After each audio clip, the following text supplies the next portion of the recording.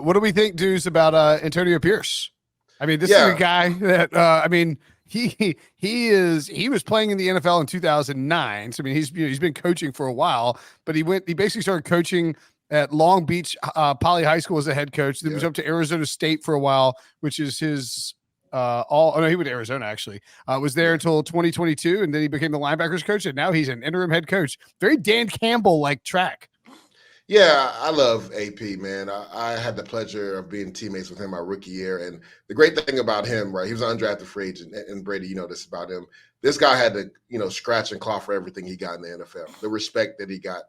To this day, still the smartest player I've ever played with. Wow. I will always remember what he told me my rookie year. We were just in the hot box. You know how it is, Brady, after practice, everybody gets in the sweat box, just, chilling, just talking about life.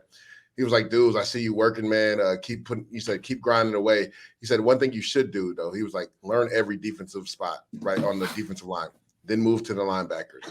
Then move to the safeties. Because if you know what everybody else is doing, you know when you can take chances and when you can't take chances.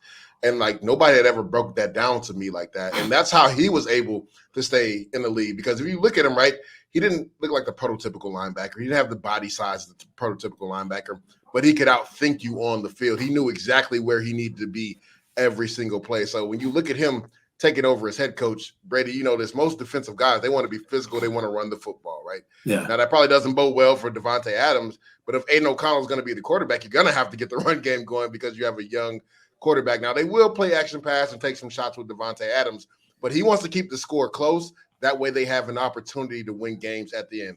He's going to want to coach a smart, tough football team, and that's how he was bred. So I think this could be a situation if they turn it around. Now, I'm not saying they're going to have a Rich Bisaccia turnaround, but if they potentially win 8 games or 9 games, I think he will be in the running to be the future coach for the Las Vegas Raiders. Yeah, it's going to be interesting to see, how the locker room responds. One thing I can tell you is I feel like they're going to respond in a resounding way because he's going to be a player's coach. He was in line to be the Arizona State head coach before that, the whole issue happened with recruiting violations over the COVID period. But he's got that sort of quality about him where I think he can help unite guys, help lead young men, which is really what you're ultimately looking for. Leger, you said that kind of earlier in regards to Rich Bisaccia and the kind of a leader of men he was.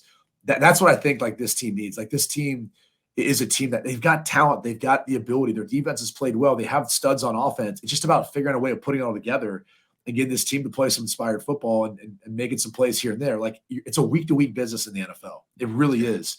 And a win this week and a win the next week like changes everything as far as how players feel and how they're operating. So I really think these players can rally around him, and he's going to have such a different feel within that locker room than maybe how it was with Josh McDaniels, who no matter what he said on the way in, tried to make it feel different than New England, but it felt like, again, it was just another version of like a New England coach who left there.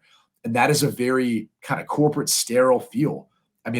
I've played for so many that I got to tell you, one of the craziest things was like going to a locker room led by Pete Carroll and seeing how he operated and going, oh my God, this is like entirely different. Like teams do this, like this is how it can be. And you're going, damn, this is fun.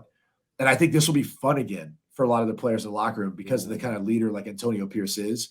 Bo Hardigree takes over as their offensive coordinator. He's got roots back to Adam Gase. And I would say this, like this offense will be prepared. There'll be matched up things schematically.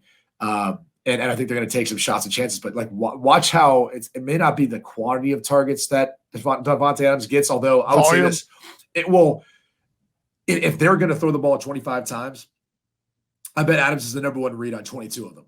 Like I'll put it that way. So like he'll find ways of getting him those targets and touches.